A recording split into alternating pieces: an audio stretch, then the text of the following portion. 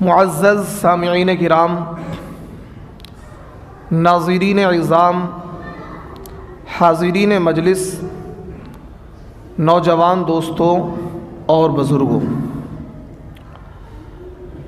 پچھلے ہفتے جس موضوع پر میں نے تقریر کی تھی وہ ایک اہم موضوع تھا، تبلیغی جماعت کی اصلاح کو لے کر۔ الحمدللہ میری وہ تقریر پوری دنیا میں سنی گئی اور تقریباً کئی لاکھ لوگوں تک وہ تقریر پہنچی۔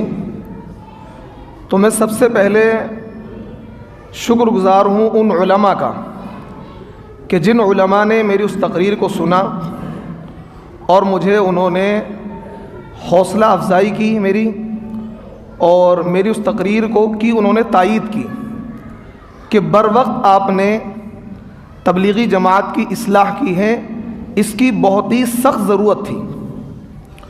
انہوں نے کہا کہ یہ کام ہم کمروں میں کیا کرتے تھے، تنہائی میں بیٹھ کر آپس میں گفتگو کیا کرتے تھے کہ ہاں یہ خامی تبلیغی جماعت کے اندر آ گئی ہے، یہ کمی آ گئی ہے، لیکن ہمارے اندر یہ ہمت نہیں ہو پا رہی تھی کہ ہم برسر منبر یہ باتیں کہیں۔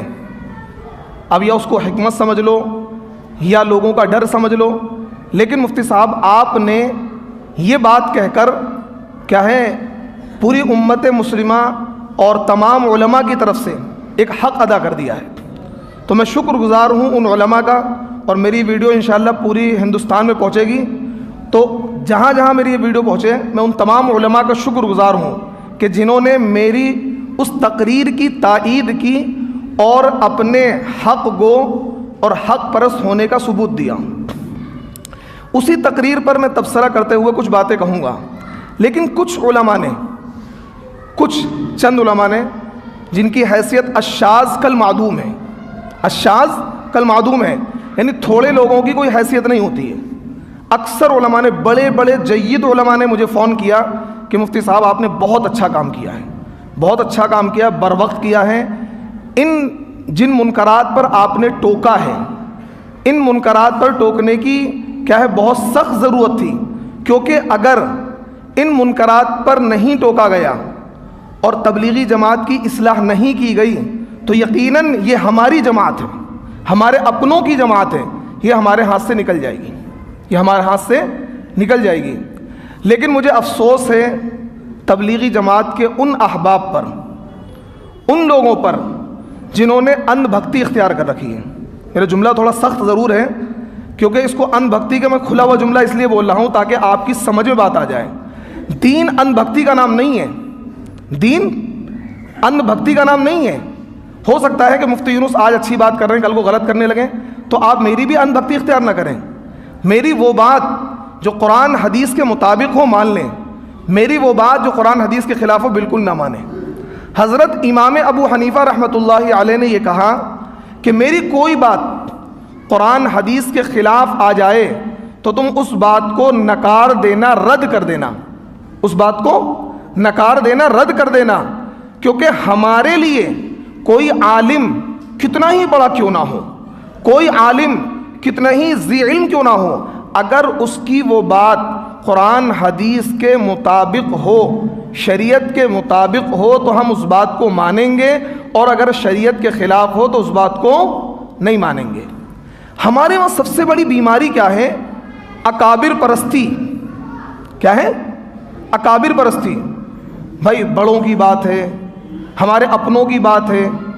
تبلیغی جماعت کا جو معاملہ ہے، تبلیغی جماعت کی شروعات 1926 میں ہوئی ہے۔ کب ہوئی ہے بھائی؟ 1926 میں ہوئی ہے۔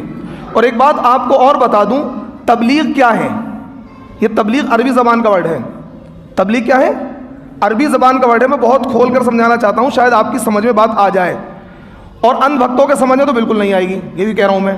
اندھ بھکتوں کے سمجھ میں بالکل نہیں آئے گی، یہ بھی کہہ رہا ہوں میں۔ لیکن ہاں جو اندھ بھکت نہیں ہے ان کی سمجھ میں بات آئے گی، اور میں انہی کو سمجھانا چاہ رہا ہوں، اندھ بھکتوں کو میں سمجھانا بھی نہیں چاہ رہا ہوں۔ آپ اندھ بھکت بنے رہیں، قیامت کے دن اللہ آپ کا فیصلہ کر دے گا۔ تبلیغ یہ عربی زبان کا ورڈ ہے، اور تبلیغ کے معنی آتے ہیں بات کو پہنچانا۔ کیا معنی آتے ہیں؟ بات کو پہنچانا۔ قرآن پاک میں اللہ رب العزت نے ارشاد فرمایا، یا ایھا الرسول بلغ ما انزل الیک من ربک، اے رسول آپ پہنچا دیجئے وہ باتیں جو اللہ نے آپ کے اوپر نازل کی ہیں، آپ کے اوپر نازل کی ہیں، وہ باتیں آپ لوگوں تک پہنچا دیجئے۔ یعنی تبلیغ ایک مطلق چیز ہے۔ تبلیغ کیا ہے؟ مطلق ہے۔ تبلیغ کا کوئی طریقہ، تبلیغ کا، سن لیجئے گا، تبلیغ کا کوئی طریقہ شریعت کی طرف سے متعین نہیں ہے۔ تبلیغ کا کوئی طریقہ شریعت کی طرف سے متعین نہیں ہے کہ بس یہی طریقہ جو ہے اسی سے تبلیغ ہوگی۔ ہمارا تبلیغ والوں سے جو اختلاف ہے وہ یہی ہے، وہ کہتے ہیں کہ یہی دین کا کام ہے، یہی تبلیغ ہے۔ ہم کہتے ہیں یہ بھی دین کا کام ہے۔ ہی اور بھی کا فرق ہے، ہی اور بھی کا فرق ہے۔ ہم کہتے ہیں کہ یہی کیا ہے؟ یہ بھی دین کا کام ہے، یہ بھی تبلیغ ہے۔ وہ کہتے ہیں نا یہی تبلیغ ہے، یہی دین کا کام ہے۔ بس بات یہاں خراب ہوتی ہے۔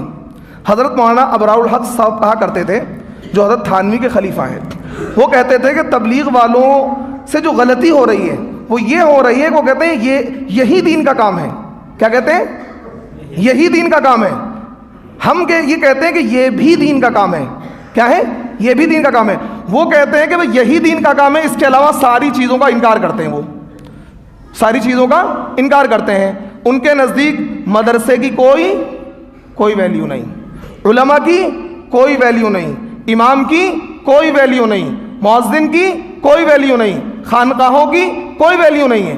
وہ یہ سمجھتے ہیں کہ بس یہی جو مروجہ ہمارا طریقہ ہے، اسی چیز کا نام تبلیغ ہے۔ یہی ان کی غلط فہمی ہے۔ اس غلط فہمی کو میں دور کرنے کی بارہا کوشش کرتا ہوں، کرتا تھا، کرتا رہوں گا۔ حالانکہ مجھے خطرات ہیں، مجھے اس سے پہلے بھی گولی مارنے کی دھمکی دی گئی کہ گولی مار دیں گے، اور ویسے بھی بڑی دھمکیاں دی گئی، لیکن میں اس بات سے بالکل نہیں ڈرتا، اس بات سے بالکل نہیں ڈرتا، کیونکہ مجھے اللہ کی ذات پر مکمل یقین ہے۔ اینما تکونوا یدرککم الموت ولو کنتم فی بروج مشیدہ، کہ جب تمہاری موت کا وقت آ جائے گا تم محفوظ قلعوں میں بھی ہوگے تو وہاں بھی موت آ جائے گی۔ اور مجھے قرآن کی اس آیت پر بھی یقین ہے، وَلَن يُؤَخِّرَ اللَّهُ نَفْسًا إِذَا جَاءَ أَجَلُهَا، کہ جب موت کا وقت آ جائے گا تو اس میں تاخیر نہیں ہوگی۔ اگر میری موت اسی طریقے سے مقدر ہے کہ کوئی اپنے میں سے ہی کوئی گولی مار دے تو مجھے اس کی پرواہ نہیں ہے، لیکن میں حق بات کہتا رہوں گا۔ تو ایک بات یاد رکھیں کہ تبلیغ کیا ہے؟ تبلیغ مطلق ہے، حالانکہ علمی بحث ہے، لیکن میں کرنا چاہ رہا ہوں کیونکہ یہ ویڈیو اور علماء تک جائے گی۔ ان علماء کو بھی سمجھانا چاہ رہا ہوں جو کیا ہے، اندھ بھکت ہیں۔ اکثر علماء، کچھ علماء ایسے ہیں، اصل میں تبلیغ میں جو علماء جڑے ہوئے ہیں وہ علماء جڑے ہوئے ہیں جن کی کوئی صلاحیت نہیں ہوتی، عام طور پر کوئی صلاحیت نہیں ہوتی ہے، ان کو علم سے کوئی واسطہ نہیں ہوتا ہے، کتابیں مدرسے میں انہوں نے پڑھی نہیں ہوتی ہیں، بس وقت پاس کر لیا اور انہوں نے وقت لگا لیا تاکہ مطلب تبلیغ والوں کے درمیان کوئی مقام حاصل کر لیں، پھر وہ اندھ بھکتی اختیار کرتے ہیں۔ اگر کوئی عالم منکر پر نکیر کرتا ہے تو اس عالم کے خلاف کھڑے ہو جاتے ہیں۔ لیکن خیر، اکثر علماء کا حال یہ ہے کہ اکثر علماء تبلیغ کے منکر پر نکیر کرتے ہیں، چاہے بھلے کمرے میں بیٹھ کے کرتے ضرور ہیں، کمرے میں بیٹھ کر تو سبھی کرتے ہیں۔ آپ مقامی علماء ہیں، آپ اس کمرے میں گفتگو کریں جا کر کہ مفتی یونس کی یہ تقریر ہے، اللہ کا واسطہ دے کر کہہ رہا ہوں، یہ بتاؤ مفتی یونس کی تقریر غلط ہے صحیح ہے؟ میں خدا کی قسم کھا کر کہہ رہا ہوں کہ وہ عالم کہے گا بالکل 100% ٹھیک ہے، لیکن میں ممبر سے نہیں کہہ سکتا، وہ عالم کھجوری کے کسی عالم کے پاس چلے جانا اور یہ کہنا کہ بھائی پچھلے ہفتے کی یہ تقریر ہے مفتی یونس کی، بتاؤ یہ غلط ہے صحیح ہے، اور اسے اللہ کا واسطہ دینا کہ دیکھنا اگر تم نے غلط بتایا تو میں قیامت کے دن تمہارا گریبان پکڑوں گا، تو انشاءاللہ مجھے اللہ کی ذات سے امید ہے وہ یہ کہے گا بالکل ٹھیک ہے، ممبر اس پہ نہیں کہہ پائے گا وہ۔ خیر، تو کہنے کا مطلب یہ ہے تبلیغ کیا ہے؟ تبلیغ مطلق ہے۔ تبلیغ کیا ہے؟ مطلق ہے۔ میں یہاں سے بات پہنچا رہا ہوں، یہ بھی تبلیغ ہے۔ ایک کیا ہے؟ مؤذن اذان دے رہا ہے، لوگوں کو حی علی الصلاح حی علی الفلاح نماز کی طرف بلا رہا ہے، یہ بھی تبلیغ ہے۔ ایک مدرس مدرسے میں بیٹھ کر، مکتب میں بیٹھ کر، ٹوٹی چٹائیوں میں بیٹھ کر قرآن کو پھیلا رہا ہے، یہ بھی تبلیغ ہے۔ علماء خانقاہوں میں بیٹھ کر لوگوں کے لیے تزکیہ کر رہے ہیں، یہ بھی تبلیغ ہے۔ ایک بندہ سوشل میڈیا پر بیٹھ کر دین کا دفاع کر رہا ہے، یہ بھی تبلیغ ہے۔ ایک بندہ غیر مسلموں میں ایمان کی دعوت کر رہا ہے، یہ بھی تبلیغ ہے۔ یعنی مقصد ہے صحیح بات کو، قرآن کی بات کو لوگوں تک پہنچانا، یہ تبلیغ ہے۔ شریعت نے بات پہنچانے کا کوئی طریقہ متعین نہیں کیا ہے، بس جماعت والوں کو جو غلط فہمی ہوئی ہے وہ یہ کہتے ہیں، انہوں نے مطلق کو مقید کر لیا کہ نہیں بس یہی تبلیغ ہے، یہی تبلیغ ہے جو ہم کرتے ہیں۔ اور دیکھیے یہ جو تبلیغ ہے 1926 میں شروع ہوئی، حضرت مولانا الیاس رحمۃ اللہ علیہ نے اس کو شروع کیا تھا. یہ طریقہ تبلیغ ہے، یہ عبادت نہیں ہے. 3 دن لگانا، 10 دن لگانا، 40 دن لگانا، چلہ لگانا اور گشت کرنا، مشورہ کرنا، یہ کیا ہے؟ طریقہ تبلیغ ہے. تبلیغ کا ایک طریقہ یہ بھی ہے. یہی تبلیغ کا طریقہ ہے، یہ غلط ہے. بات سمجھ آ رہی ہے؟ ہی اور بھی یہ بھی تبلیغ کا ایک طریقہ ہے. اب تبلیغ والے کہتے ہیں بس یہی تبلیغ ہے، اگر آپ اس میں نہیں جڑو گے تو آپ ان کے نزدیک معتبر نہیں ہیں. انہوں نے مطلق کو مقید کر دیا، اور شریعت کا ایک اصول ہے المطلق یجری علی اطلاقہ، مطلق اپنے اطلاق پر جاری رہتا ہے. اور مطلق کو اگر آپ مقید کرو گے بغیر دلیل شرعی کے تو وہ عمل بدعت بن جاتا ہے. وہ عمل کیا بن جاتا ہے؟ بدعت بن جاتا ہے. اس لیے ان کا یہ کہنا کہ یہی تبلیغ ہے، ان کے اس کہنے کی وجہ سے اس عمل کو بدعت بناتا ہے. آپ یہ کہیں کہ یہ بھی تبلیغ ہے، آپ کیا کہیں؟ یہ بھی تبلیغ ہے. اور یہ تو اتنے متشدد ہیں کہ اب تبلیغ میں 2 گروپ ہو گئے. ایک حضرت مولانا سعد صاحب کا گروپ ہے مرکز والوں کا، ایک گروپ شورا والوں کا ہے. اب حالانکہ دونوں کے کام لگ بھگ ملتے جلتے ہیں، بس وہ فضائل اعمال پڑھتے ہیں، منتخب حدیث پڑھتے ہیں، لیکن کا ایک دوسرے سے دست و گریباں ہیں. ہماری مسجد میں یہ والی جماعت شورا کی جماعت آ گئی تو ہم سامان پھینک دیں گے، لات گھونسے چل رہے ہیں. تو اس کا مطلب کیا ہے؟ انہوں نے تبلیغ کو مقید کر لیا کہ ہم جو کر رہے ہیں بس یہی تبلیغ ہے، یہی دین کا کام ہے. حالانکہ وہی تمہارے بھائی تھے، کل تک ساتھ میں کھاتے تھے، ایک ہی پلیٹ میں کھاتے تھے، لیکن یہ کہتے ہیں کہ بھائی نہ وہ تبلیغ نہیں ہے، ہم جو کر رہے ہیں وہ تبلیغ ہے. کیوں؟ انہوں نے انبختی اختیار کری ہے مولانا سعد صاحب کی. کس کی؟ مولانا سعد صاحب کی. جبکہ دارالعلوم دیوبند کا فتویٰ کیا ہے؟ مولانا سعد صاحب گمراہ ہیں. یہ دارالعلوم دیوبند کا فتویٰ ہے. میں دھڑلے سے کہہ رہا ہوں، آپ نیٹ پر جائیں، دارالعلوم کی ویب سائٹ پر لکھ کر ڈالیں کہ مولانا سعد صاحب کے بارے میں دارالعلوم کا کیا فتویٰ ہے.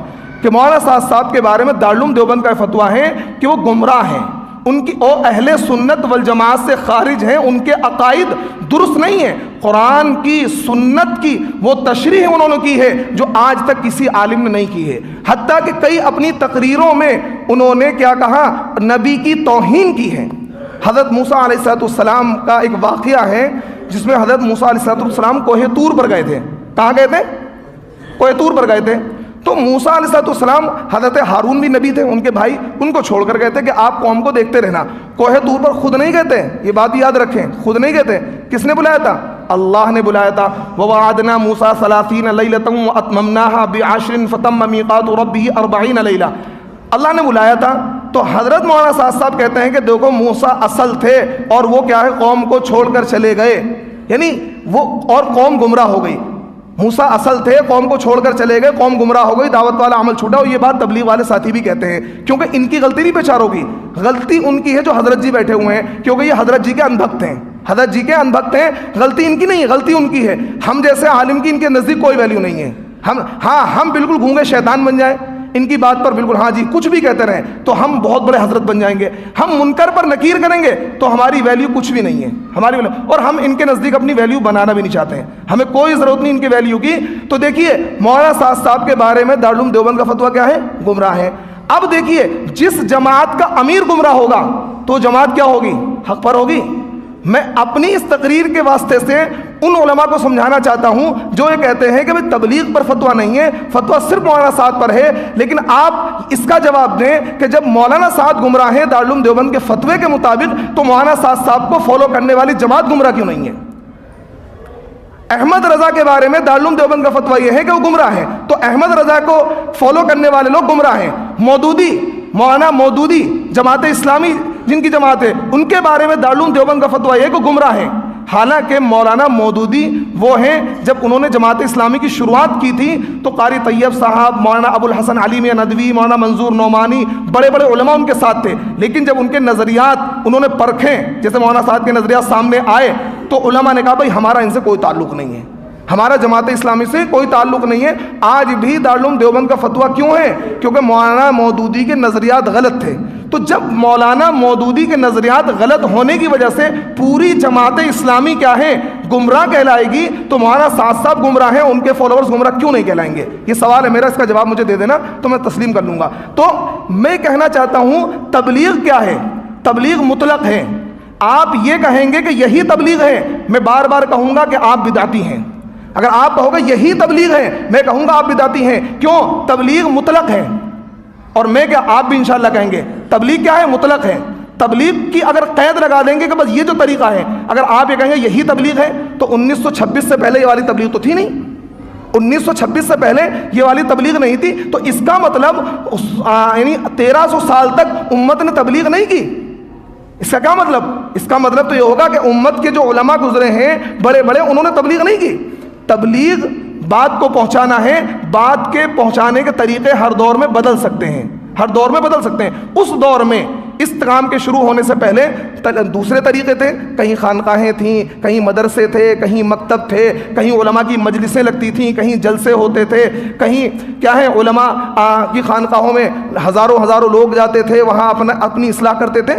تو تبلیغ کے طریقے بدل سکتے ہیں. کسی ایک طریقے میں تبلیغ کو منحصر کر دینا، اسی نام کا عمل کیا ہے؟ بدعت ہے. بات سمجھ میں آ رہی بھائی صاحب؟ آ رہی سب کی سمجھ میں؟ بات سمجھ میں آ رہی ہے؟ کیا سمجھ میں آئی کہ تبلیغ کیا مطلق ہے؟ تبلیغ کیا ہے؟ مطلق ہے. کسی بھی طریقے سے آپ تبلیغ کر سکتے ہیں، کسی بھی طریقے سے. 3 دن لگا کر اگر کوئی بندہ آپ سے یہ کہے کہ بس یہی تبلیغ ہے، کیا کہیں؟ یہی تبلیغ ہے، یہی دین کا کام کہیں، تو آپ کہیں کہ آپ بدعتی ہیں. کیوں؟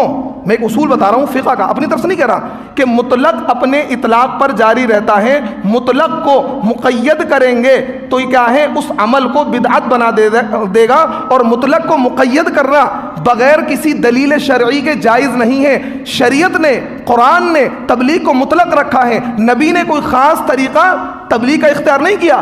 اب پوری نبی کی زندگی میں کوئی آپ نہیں دکھائیں گے کہ صحابہ 3 دن کی جماعت میں گئے یا 10 دن کی جماعت میں گئے یا 40 دن کی جماعت میں گئے. یہ تو ایک ترتیب تھی حضرت مولانا الیاس کی کہ ٹھیک ہے اس طریقے سے ایک تبلیغ کی جائے. دور بدل گیا ہے، لیکن تبلیغی جماعت کے لوگ ایک کام اور کرتے ہیں جو میں علماء سے کہنا چاہوں گا. خدا کے واسطے، اللہ کے واسطے میں آپ کے ہاتھ جوڑتا ہوں، آپ ان تبلیغی جماعت کے لوگوں کی اصلاح کریں. یہ کیا ہے؟ قرآن میں تحریف کرتے ہیں. کیا کرتے ہیں؟ قرآن میں، بولو بھائی، کیا کرتے ہیں؟ قرآن میں تحریف کرتے ہیں. اور قرآن میں تحریف کرنے والا اپنا ٹھکانہ جہنم میں بنا لے. میری بات تبلیغی لوگوں کو بری لگ رہی ہوگی، دل ان کے مسئلے ہوں گے، لیکن میں پھر بھی کہوں گا کیونکہ میں آپ کا دوست ہوں، آپ کا مخالف نہیں ہوں.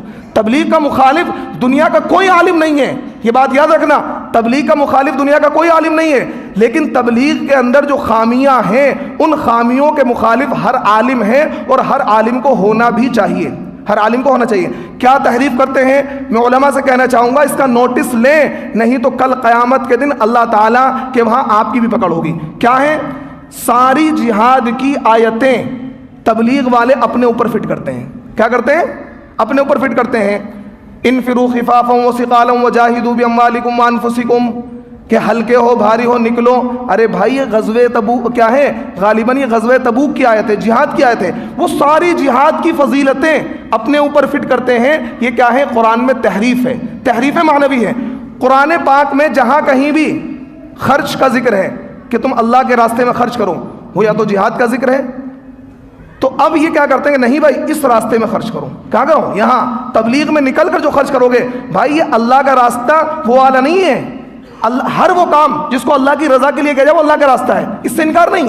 لیکن فی سبیل اللہ کی جو اصطلاح ہے جس کو قرآن نے فی سبیل اللہ سے تعبیر کیا وہ جہاد ہے. وہ کیا ہے؟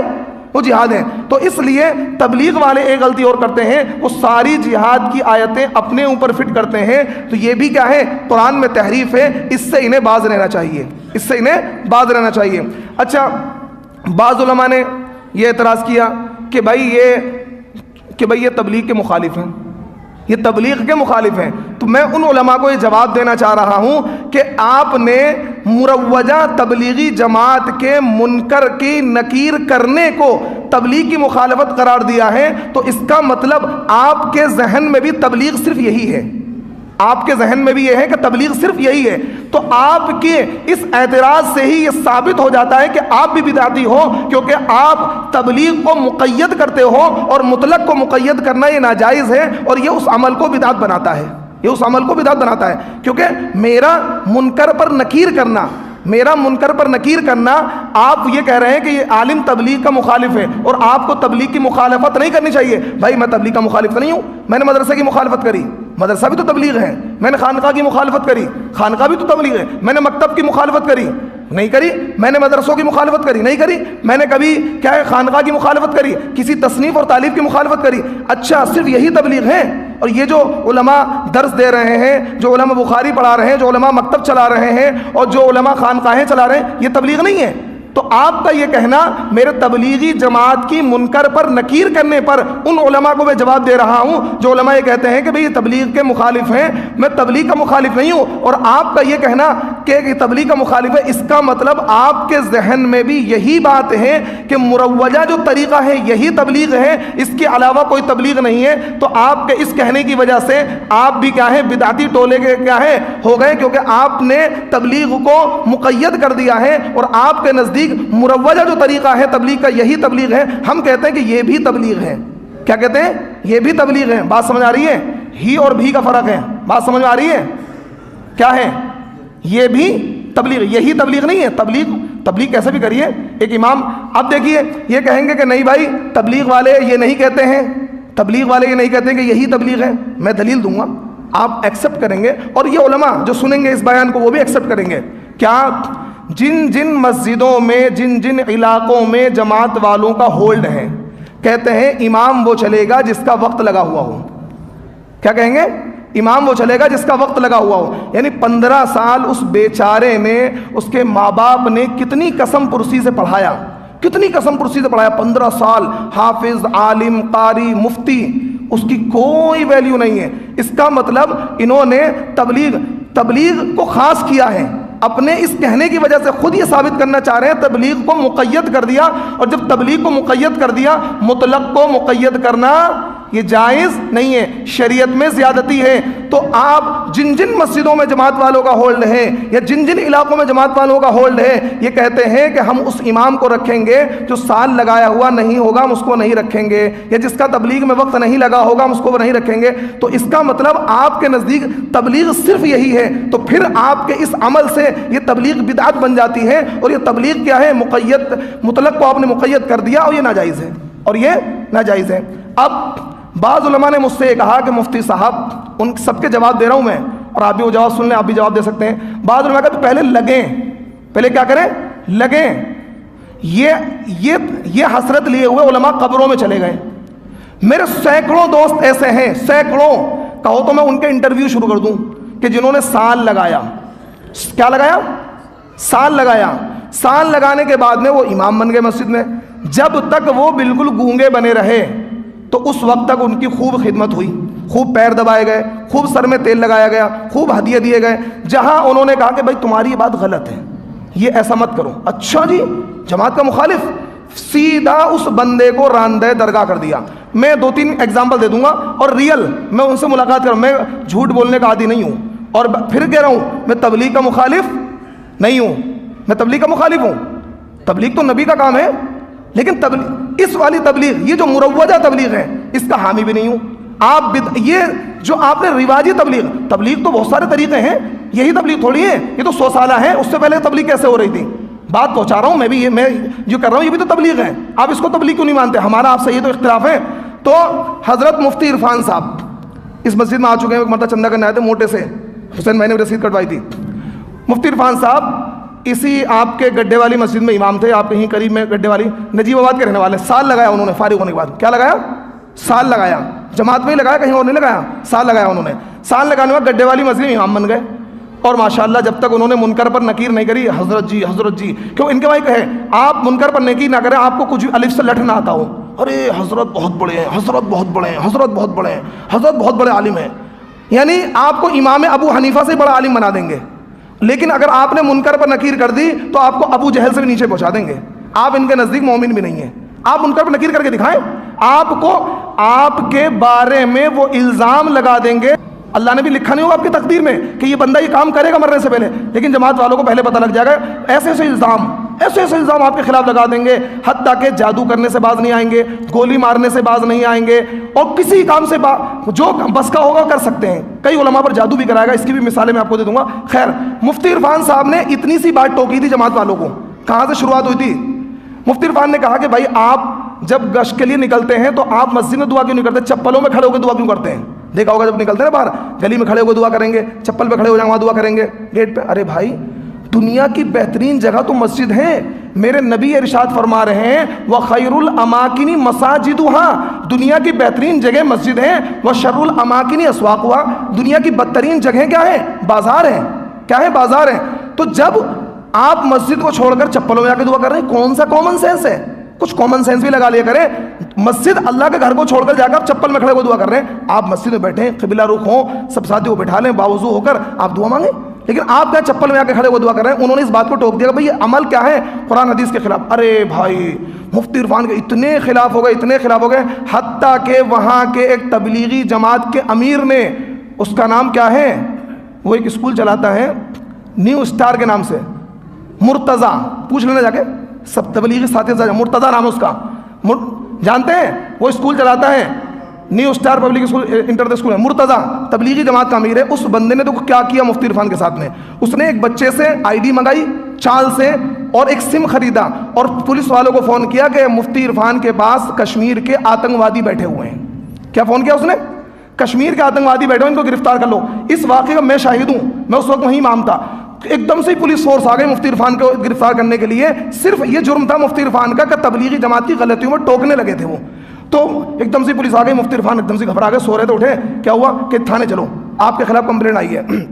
خیر انہوں نے سمجھداری کا ثبوت یہ دیا، اللہ کو بچانا تھا. انہوں نے بھائی ایسے نہیں جاؤں گا میں، میرے محلے کے لوگ اکٹھے کرو، کمیٹی والوں کو بلاؤ، ساتھ میں چلوں گا. ٹھیک ہے چلو.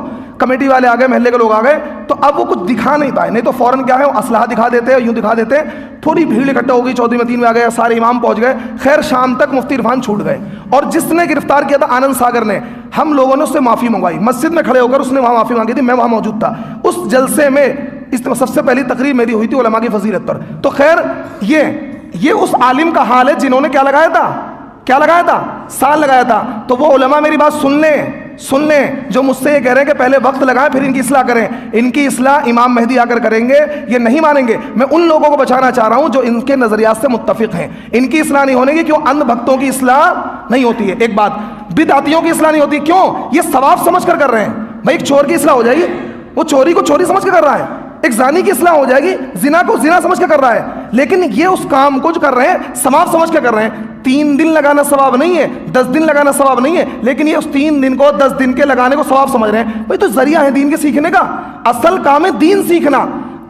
میں ایک بات اور کہہ رہا ہوں، میری بات غلط ہو تو آپ سروے کر لیں. کھجوری میں ایسے لوگ آپ کو مل جائیں گے جن کے 10 سال 20 سال ہو گئے تبلیغ میں لگے ہوئے. یہ کڑوی حقیقت بیان کر رہا ہوں. آپ ان کو بلائیں، ان سے کہیں کتنی صورتیں یاد ہیں آپ کو، کتنے نماز کے فرض یاد ہیں، واجبات یاد ہیں، نہیں یاد ہوں گے. تو بھائی کیا ہے؟ ایک بات اور بتا دوں، اپنی بات ختم کر دوں. تبلیغی جماعت کے اندر 4 چیزیں پیدا ہو گئی ہیں، 4 چیزیں پیدا ہو گئی ہیں. لیکن پھر کہہ رہا ہوں تبلیغی جماعت کا مخالف نہیں ہوں. آپ ان کی اصلاح کر لیں، میں آپ کے ساتھ بیٹھنے کو تیار ہوں، آپ کے ساتھ میں مشورہ کرواؤں گا، گشت کرواؤں گا. لیکن کیا اصلاح کریں آپ اپنی باتوں کو. اور حضرت مولانا صاحب کی آپ کیا ہے اندھ بھکتی اختیار نہیں کریں گے، وہ گمراہ ہیں. دارالعلوم کے فتوے سے رجوع کر لیں، اپنی غلطیوں کو مان لیں. ٹھیک ہے جی، ان کو ہم بھی مان لیں گے بڑا، لیکن جب تک وہ گمراہ ہیں ان کو ہم بڑا نہیں مانیں گے. تو بات سمجھ آئی. 4 چیزیں پیدا ہو گئی ان کے اندر، وہ آپ نوٹ کرنا، میں آپ کو ہنٹس دے رہا ہوں. پہلی بات، مدرسہ مخالف. تبلیغی جماعت کے لوگ مدرسہ مخالف. مدرسہ، ارے اس سے دین زندہ تھوڑی ہوگا، یہ اس سے دین زندہ ہوگا، کیونکہ 15 سال لگا کے آتے ہیں پھر بھی وقت لگواتے ہیں. اس کا مطلب ہم دین پڑھ کے نہیں، دین تو آپ پڑھیں گے. دوسرا، قرآن مخالف. قرآن کا کوئی خانہ نہیں.